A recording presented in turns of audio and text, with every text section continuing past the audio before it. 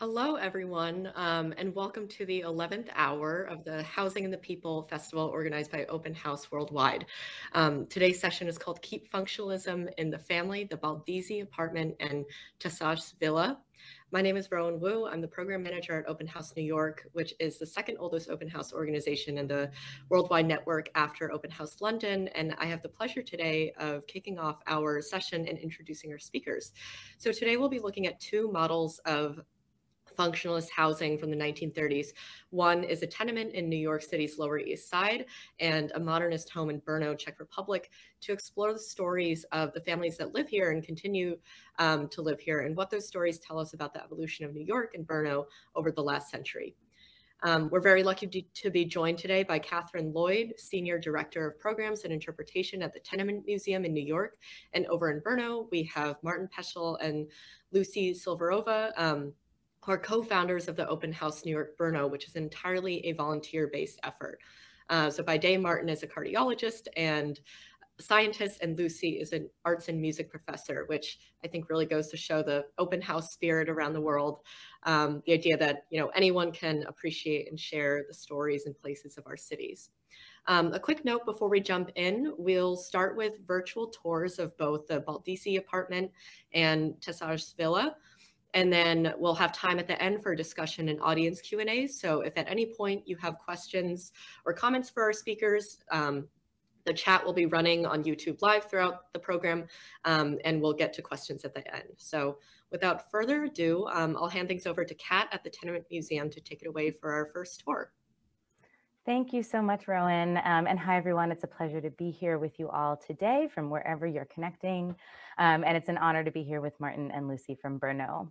So I'm here to share a little bit about the Tenement Museum and the building that now houses the Tenement Museum, as well as the story of one of the families that we share here in New York. So the museum is actually housed in two 19th century tenement buildings on New York's Lower East Side. And here in these images, you see 97 and 103 Orchard Street. These buildings are on the same block of Orchard Street on the Lower East Side. And this neighborhood really for generations has been a neighborhood of newcomers, right? Whether immigrants or migrants from other parts of the United States. And these two buildings, when they were constructed in the 19th century, housed new arrivals to New York. And the museum really began as an idea, right? Many museums begin as a collection, but we began as an idea that there could be a house museum dedicated to the stories of working class families who lived in tenements. We began in 1988. At that time in the United States, there were no house museums that were really telling the stories of working class families. And so our founder, Ruth Abram, along with our co-founder, Anita Jacobson. Here you see Ruth on the right and 97 Orchard Street on the left. Ruth Abram and Anita Jacobson were looking around the Lower East Side for a building to begin a tenement museum. And they just happened to look at a storefront at 97 Orchard Street, and then were told that no one had lived in that building for 53 years. This was in the year 1988. And so you see here, this is an image from 1980. This tenement building at 97 Orchard Street has its windows boarded up. The building next door has its windows boarded up. The building was not a home for over 5 decades.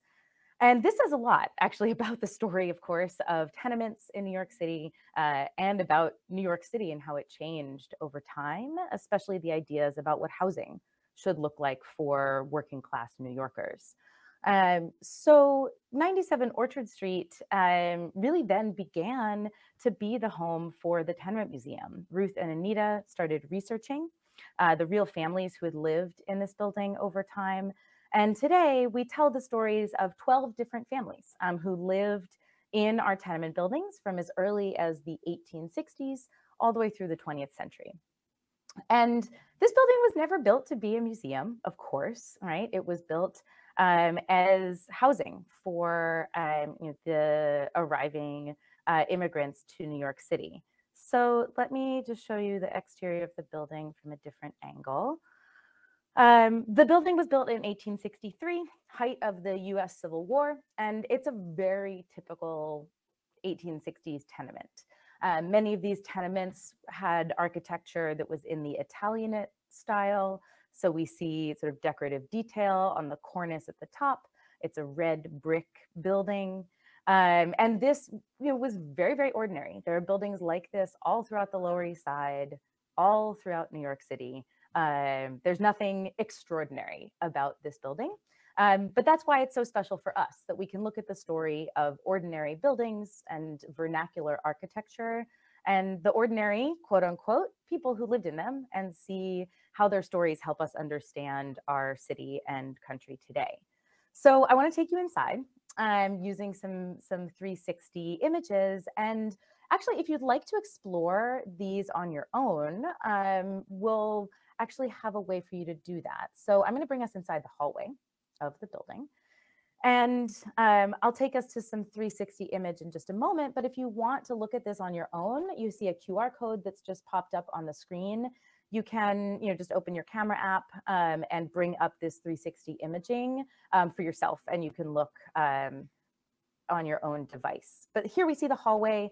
The museum basically left this as we found it in the 1980s, and it really shows a collage of the building over time from the 1860s when it was built, when there were no housing laws in New York City. So the building had no running water, not much ventilation or light, very few amenities provided at the beginning. And then over time, of course, it changes, mostly because of housing laws that are impacting tenements. And a tenement is really just any building with more than 3 families, each with their own kitchen. So what we would today call an apartment building. But the word tenement was really starting to be stigmatized by the time this building closes as a home in the 1930s. And the family we'll share a little bit about today, they lived in the building right at the end of its time as a home. These are the members of the Baldizzi family.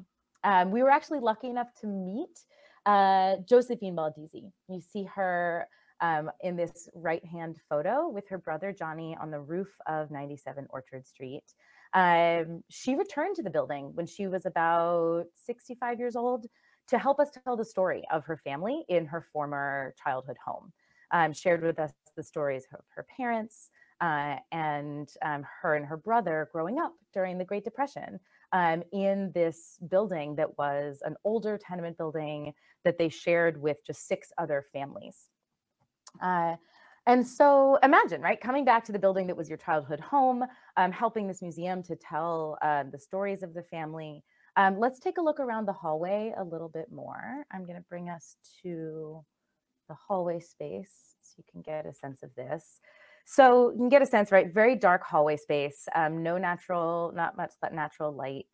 And you can see there are actually these very decorative details around the hallway, which were really, really popular around the turn of the 19th to 20th centuries. This was the sort of stylish way to make your building look like a middle-class home.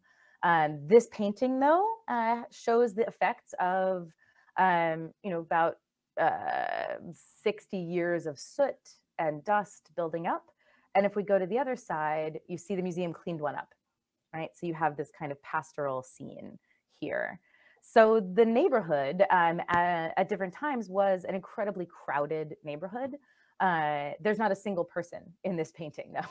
So I think about, what does someone like Rosaria Baldizzi, the mother of this family, she's an Italian immigrant from Sicily, comes here in the 1920s. What does she think about when she's passing by this painting every day on her way out to work? So this hallway is really like the highway, of course, of the building. It's being shared by the 7 families who live here. But there are a lot of empty apartments in the building in this period. There were 20 apartments in the whole building. Only 7 of them were occupied, which starts to give us a sense of, by the time of the Great Depression, a lot of New Yorkers were moving out of tenements if they could afford it, moving to other types of housing, whether single family homes or public housing throughout New York's working class neighborhoods. So I'm going to bring us in now to one of the apartments where the Baldizzis lived. And let me bring us in. So if you wanted to look again at the apartment space on your own, you have the QR code.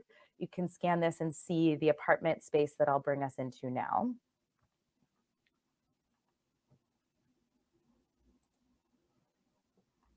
All right. So every apartment in the building is about the same size, 325 square feet, so about 30 square meters.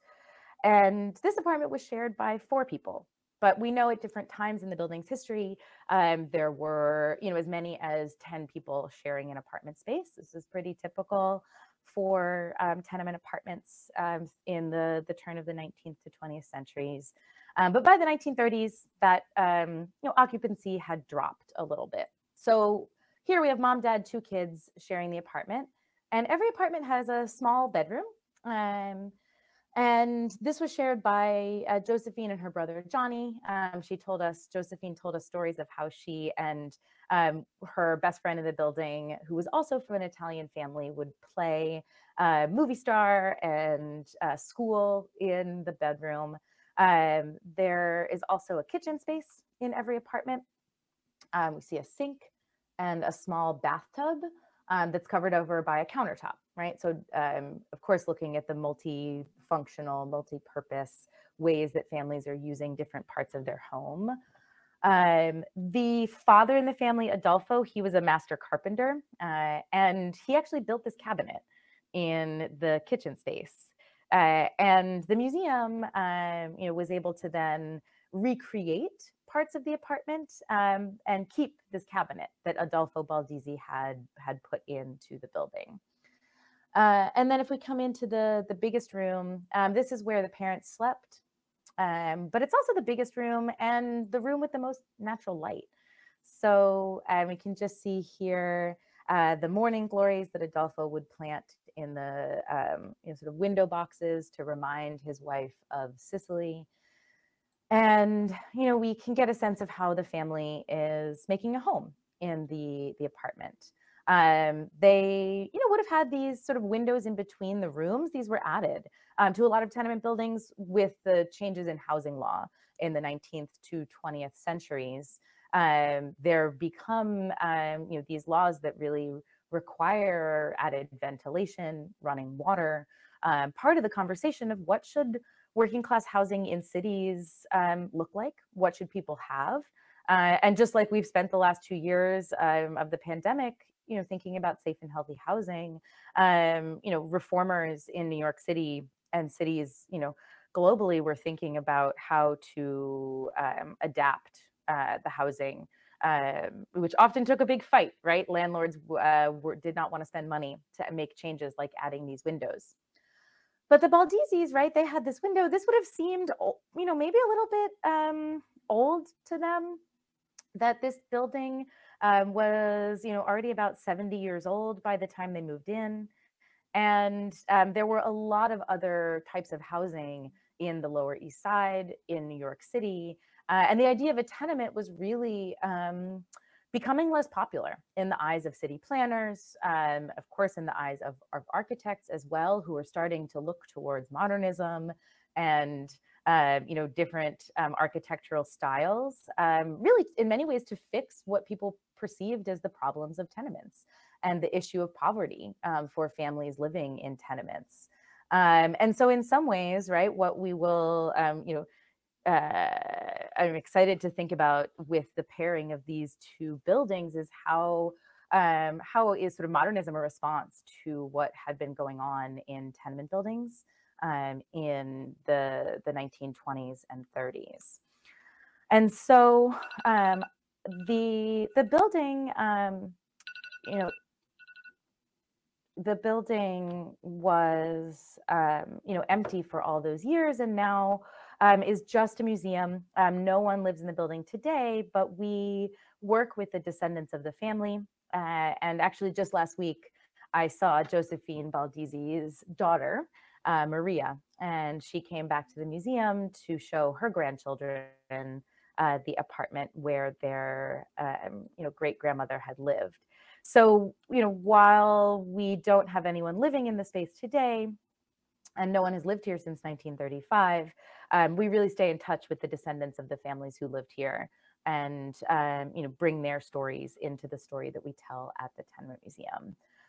So I'm going to hand it back now to Rowan to introduce the next chapter of the program, and looking forward to the discussion after. Thank you, Kat. That was such a great tour and such great use of those interactive 360 photos. So now I'll hand things over to Martin over at Open House Brno to show us Tesař Villa. Thank you, Rowan. Hi, I'm Martin, and this is Michael. We are from Open House Brno and Josef Arnold Culture Center, and we are now in so-called Masaryk Quarter. This was a huge development area, which in the 1920s and 1930s represented what was Brno about. There was a huge textile industry, and all the textile magnates were building their huge and beautiful houses in this area. And with them also bankers, as a builder of this villa, the head of so-called Živnostenská banka, Augustin Tessar. But there were also other important people as physicians, teachers, and all these people has built their beautiful houses around. But also normal houses can be seen. If you would be here, we could just give you a very nice tour around. Tesař Villa was built in 1937.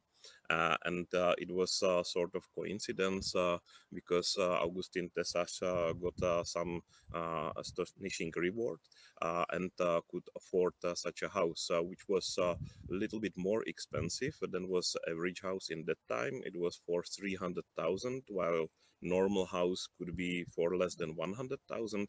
But for example, Villa Tugendhat, which is about 2 kilometers from here, cost 5 million. And Villa Tugendhat is the most renowned building of the city, so it's about 20 times more expensive. And the family of Tesař still live here. We have seen a 5th generation of children running around, and they are lucky because they survived with this property even through the Second World War, through the communist time, and through all the changes in the politics. And they have seen coming and going German army, Russian army, and luckily this has left no marks on these premises. So I think that we have the video on the schedule, so if I could ask for screening the video. Já vás tady vítám v Tesařové vile. Nacházíme se v Brně v Masarykově čtvrti na ulici Hroznová, přesná adresa je Hroznová 18. Moje jméno je Michala Tesařová, jsem tedy další v pořadí v rodině z majitelů tohoto domu.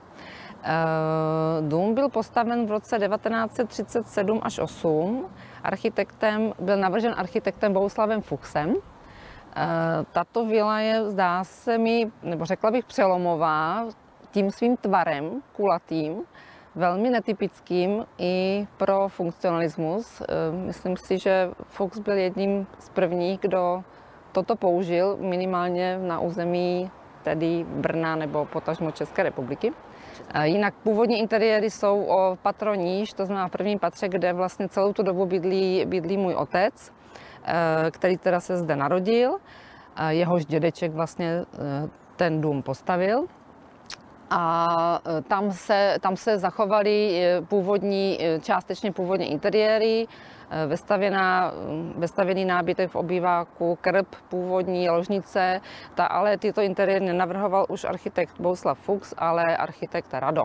My tu tedy bydlíme těch asi 9-10 let, jsme 5členná rodina, bydlí se nám tu úžasně, protože to prostředí je samozřejmě velice příjemné, za domem je i zahrada.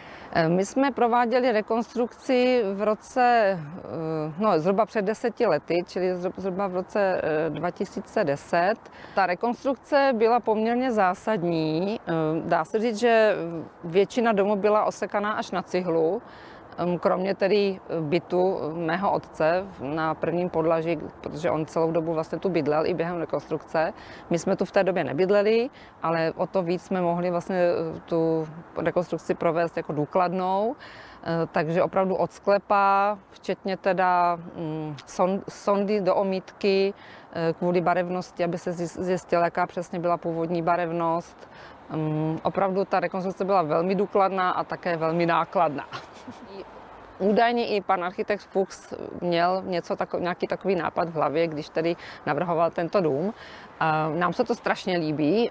Opravdu myslím si, že to je s tím tvarem naprosto mimořádný a nevidí se to každopádně velmi často.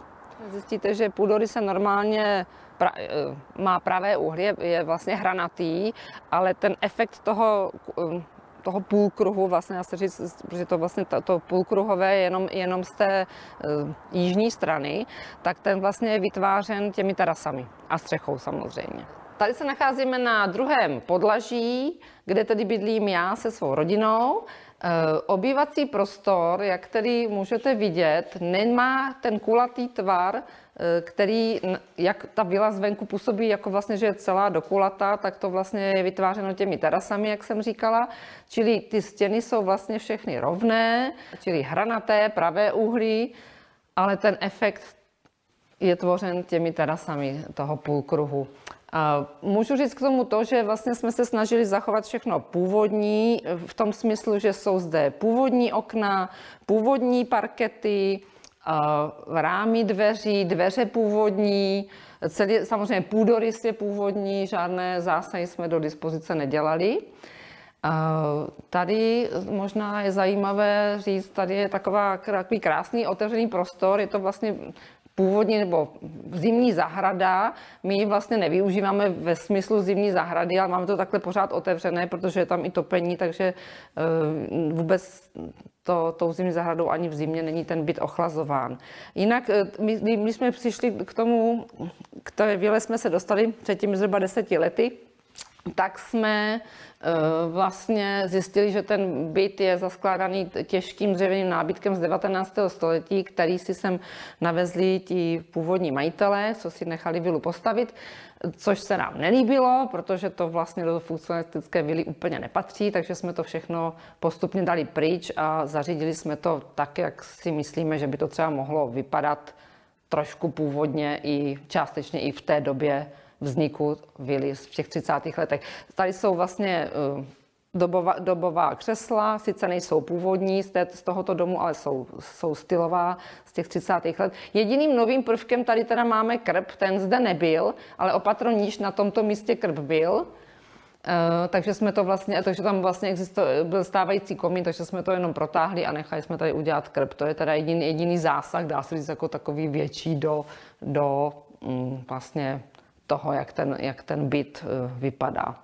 Tamhle je potom ložnice, procházeli jsme vstupní halou nebo předsíní, tady potom se pokračuje dále přes takovou malou ofisku, tomu se říkalo ofiska, nebyla to ofiska ve smyslu kanceláře, ale spíš přípravna, kde si služka připravovala, tedy když servírovala, tak se tam připravovala ty pokrmy a tam teda potom zatím je ta kuchyň. Výhled z terasy.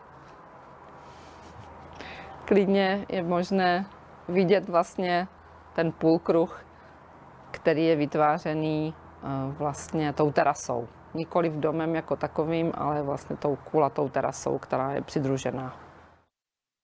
So hello again. So you may now see the villa from outside. I will just switch the view, and the neighborhood is full of 1930s, 1920s houses. But it has beautifully grown trees around, so now it's hard to see. But just next door is Villa Šťastný, which was of the owners of Neumark Šťastný factory. And this family was very wealthy. So this is a huge area just next door. And Tesař Villa now you see has the round shape of the terrace, which is fairly not typical for other houses. You may see that all around are cubic, and there are only two houses with a round shape, and the other is Tesař Villa, which is also very nice. What we are very happy is the way that the building was reconstructed, because attention was paid not only to the colors, but also the windows and furnishings are quite, and the reconstruction was done with a lot of care, preserving all the details as the handles and all the metalwork, which is fairly original and just reconstructed. Now I walk behind to show you that also the garden was very nice and spacious, and to see a villa from the northern side, because the orientation of the house is always very important. And here the terrazos are facing south, and north is with the technical rooms, and you may see there's a nice detail of the window, which has a circular shape. It's so-called reminiscent of a steamer, so looking like a nautical detail and nautical style decoration, which can be traced also on other functionalism buildings around. The architect here was named Bohuslav Fuchs, and this architect is very famous, not only in Brno, but also German Bauhaus respected him quite well, and he was known also in France, where he was publishing his works. So I would just mention that the house was meant for one family, but there were in total 3 flats. The upper floor had the flat for the father, mother, and the like floor below was designed for his 2 sons. One son was in the time of the building single, so he got so-called garzonier, or we call it svobodárna, the flat which is designed for a single person, and the other part was belonging to second son. His name is Jiří, or George Tessar, and he's still living in this house. So he was second generation. The lady who was on the video, Míša Tesařová, is the 3rd generation, and now they are living their children. So that's 4 generations in the last 100 years. And I would like just to bring your attention to this beautiful detail, because inside the house has right angles and everything is like in the normal house without any compromising to furniture or any problems. And technically there are 2 cubic merging together. So this is what I like very much on the building, and I think that my time is getting short, so I would give you the time for the questions and answers. Great, thanks so much, Martin. And what a great opportunity to have a live tour of the space and to be able to see those beautiful details. So I think now we will begin our discussion segment. And again, if anyone in the audience has questions for our speakers, please feel free to pop them in the chat. But I'll start with a question today for Kat and Martin. So, you know, part of the reason we brought these 2 homes together, despite their obvious differences and the fact that they are thousands of miles apart from each other, is because they coexisted in the same time period around the 1930s.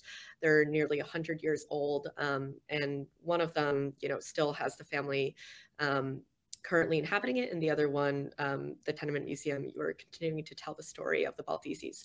So as the neighborhoods and streets around your homes have changed, my question for you is, how have these homes, or how do these homes connect the histories of New York and Brno to the present? What can we learn about these cities by looking to our past and looking to these homes specifically?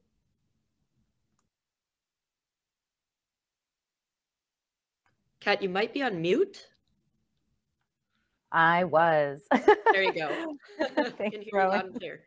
Yes. So I'll start out. I mean, the tenement at 97 Orchard Street was actually the first tenement in the United States to be preserved as a national landmark. And I think actually when the museum started out, there was a lot of sort of question about, wow, there's going to be a museum about tenements.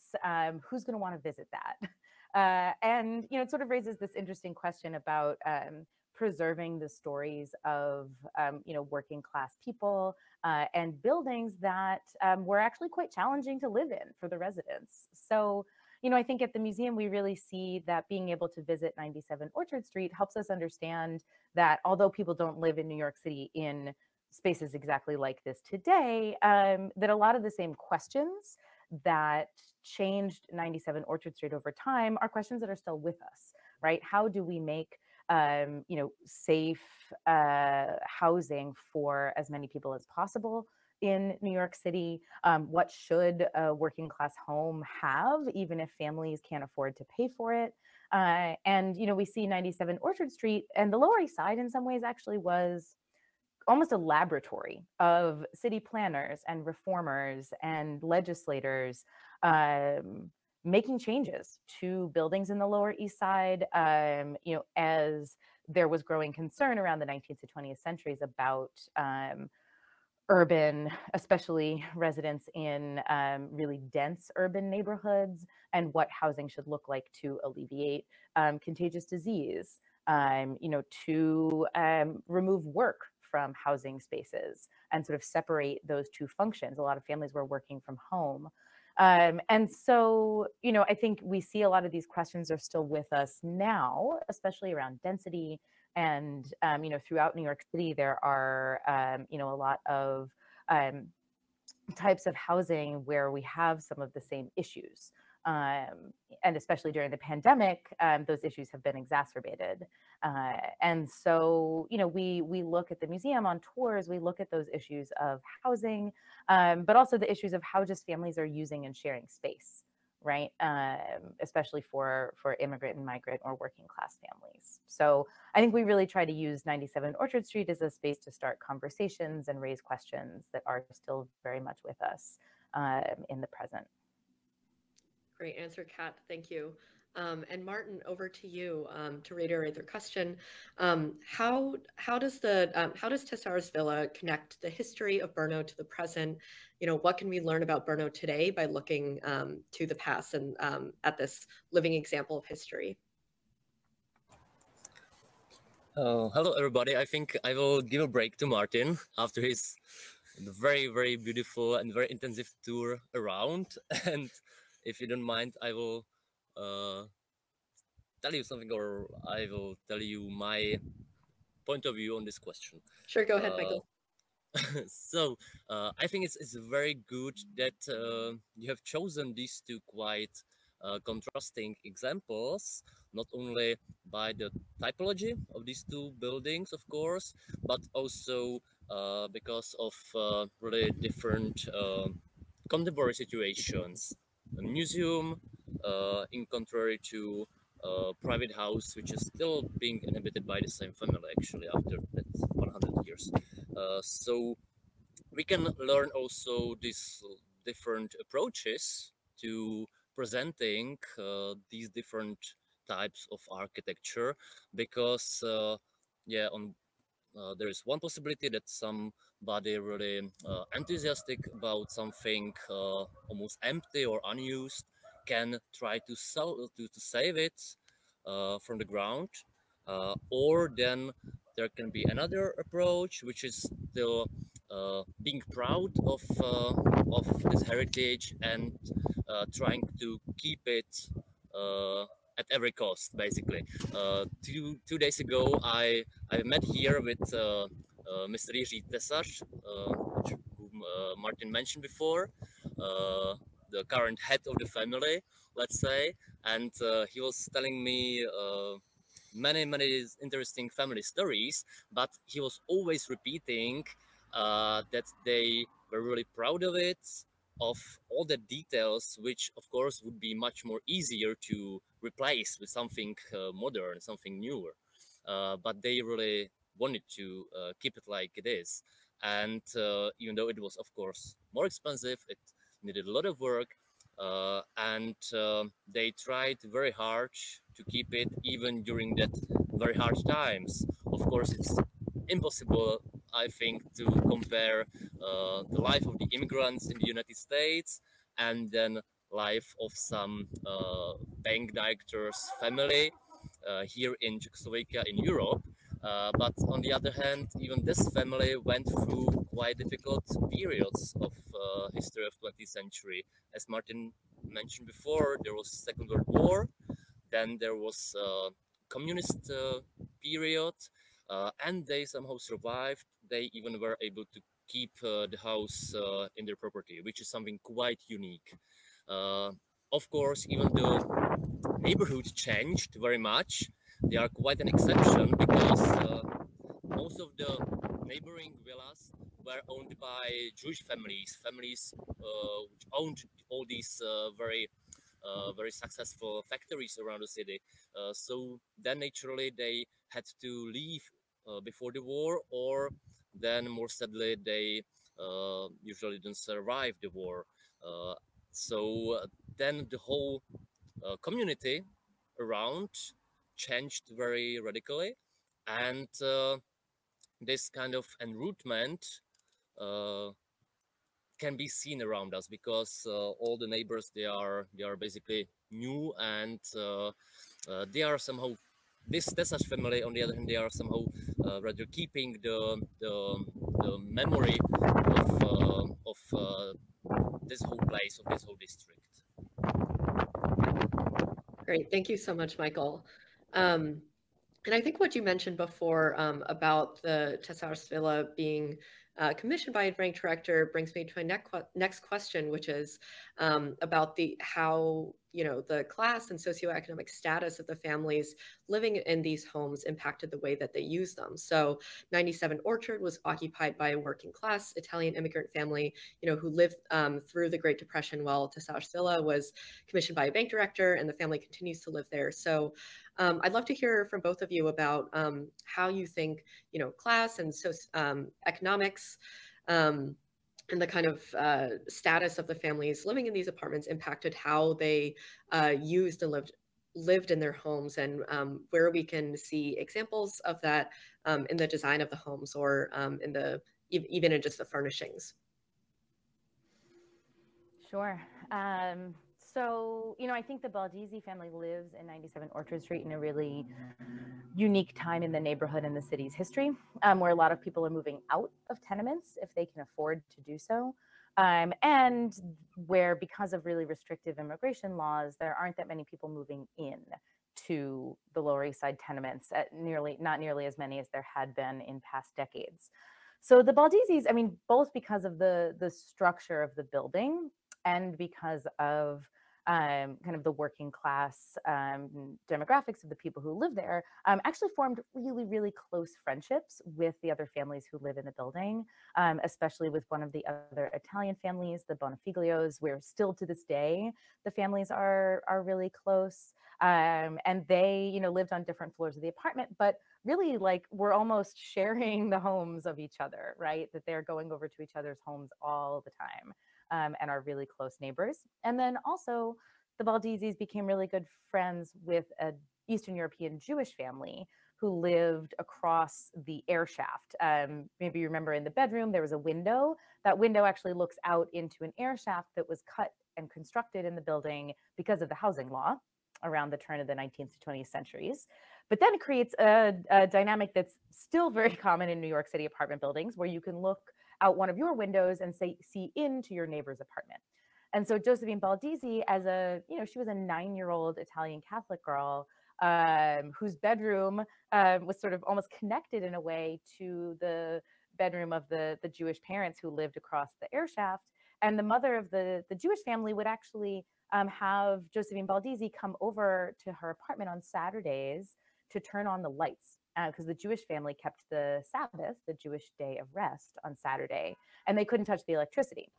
So Josephine Balduzzi is this 9-year-old Italian Catholic girl, goes over to this Jewish family's apartment. Eventually, the Jewish family, their grandson, who had moved back with his parents because of the Depression, he comes over to the Baldizzi family and remembers eating spaghetti. So it's really like the social and cultural connections that these families make, even though they have different religions, different languages.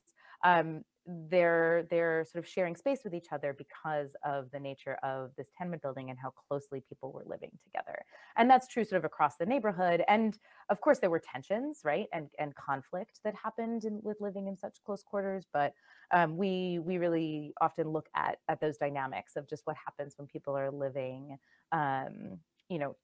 so close to people who might be different from them, and how that is happening more during these times of economic crisis, like the Great Depression. Great, thank you, Kat. Michael, anything to comment on here about how the class and socioeconomic status of Tessar's family influenced the architecture or the way that they use the home? Yes, of course. Once again, there are really big and very well visible differences. So yeah, one thing is that they were coming from definitely much upper class society. Then on the other hand, we know that they had built this house as really huge investment, even for them as a family of bank director.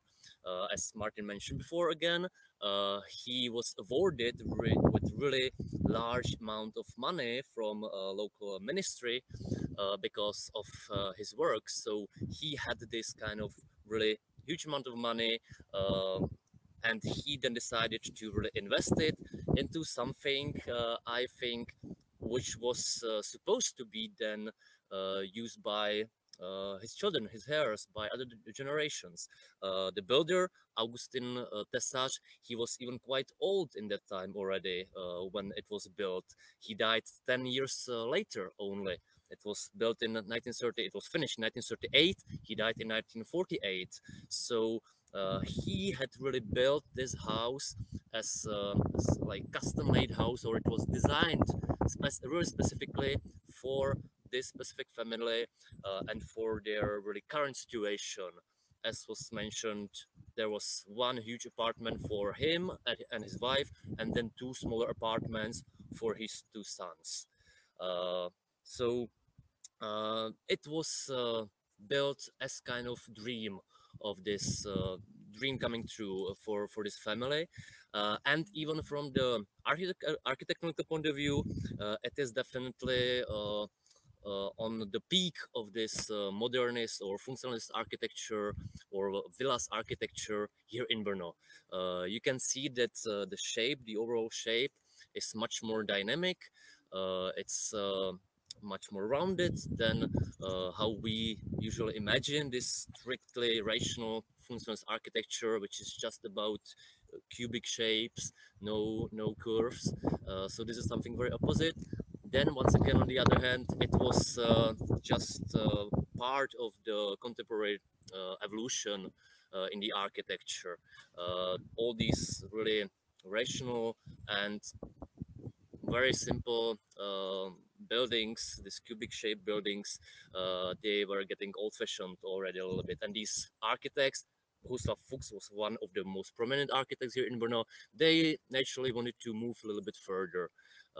And this is it. This is the case. Great. And there's actually a question in the chat, which I think has to do with part of your response, Michael. So we have a question from Lucia. So for Brno, how did the architecture of the tenement building era, so, some of those tenement style apartment buildings in New York influence Fuchs' approach to functionalism in Brno? Like, I'm not sure if I understand the question. Maybe I can try. I think the tenements were still having little details. As Kat has shown, there were little curvy things around, and these details were typical for the end of 19th century. There was a very strong effect of secession, but Fuchs was from the family of architects who was trying to get rid of these details. Yeah, so the detail was the devil's work, and the detail should be omitted in the functionalism. So the this kind of curvy things are here missing, but as Michael just mentioned, everything is running in circles, not only trends in fashion, but also trends in architecture. And the round shape is slowly getting back into the fashion after 20 years of functionalism. So I see the round shape as the binding thing that was once a very favorite. Then it was devilish, and then it came back by the back door. Yeah, there's also definitely a change in the approach in using different materials. Yeah, as it was mentioned before, that really typical kind of functionalist architecture is really very simple, no ornaments, and very basic colors. Almost only white, even though it's not really true, but that's our image, at least, according to all that black and white photographs also.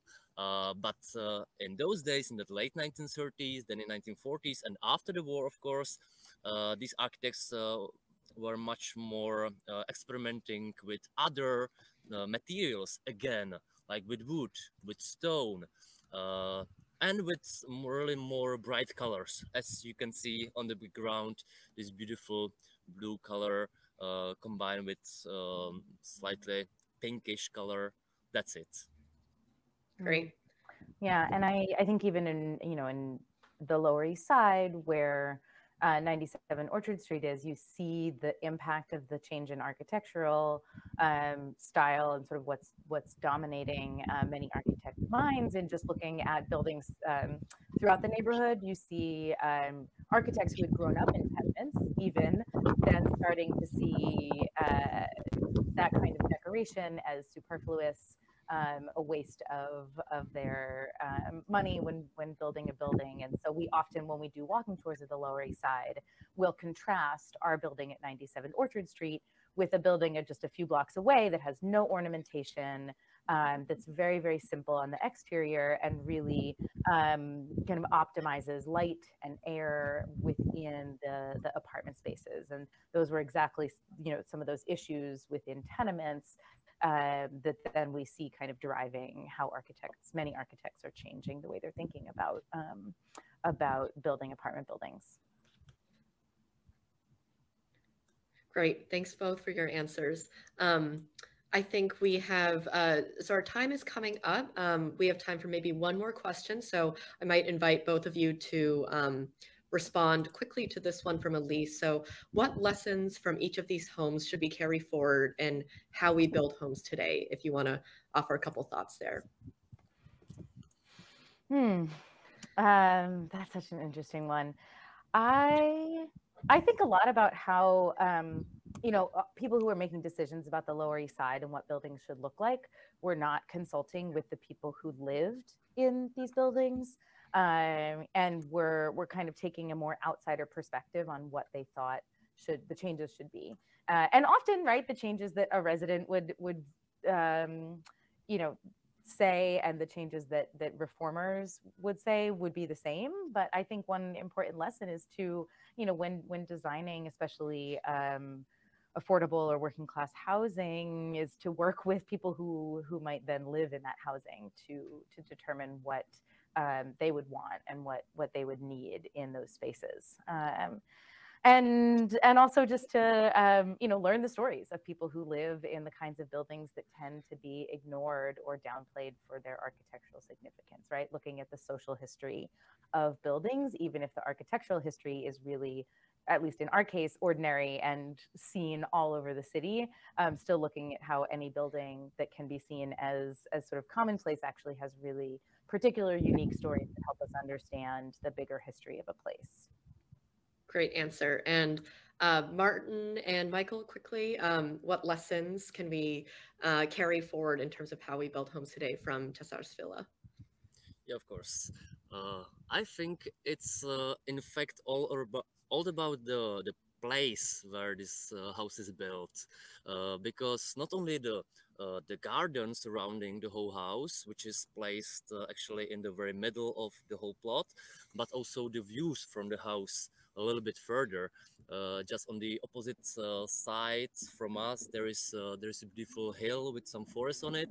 So and you can see these large terraces. There is even a whole roof where you can get. So you are really surrounded by some interesting views from all angles, and then I think it is also all about the communication between the client and the architect. We have preserved quite rich correspondence between the family and Bohuslav Fuchs. So we know some of the details. We know, on the other hand, that the architect, he got quite a big freedom. So that's also great, this kind of respect. And then coming back to the current family, which is living here, it's definitely about the respect to the heritage of their ancestors, as well as of the architect again. Because as I mentioned before, they really wanted to preserve every single detail, even though it is, of course, a little bit more difficult and expensive, but it's really worthy. You can see it here.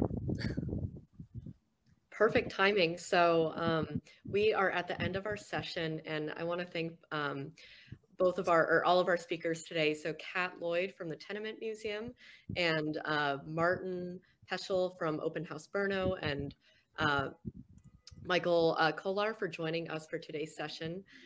Super interesting to learn about these two houses that coexisted at the same time, thousands of miles apart. And stay tuned for our next program and final program of the festival, City in a City, Co-op City. Thank you everyone for joining. Thank you for having us. Thank you so much, everyone. Goodbye.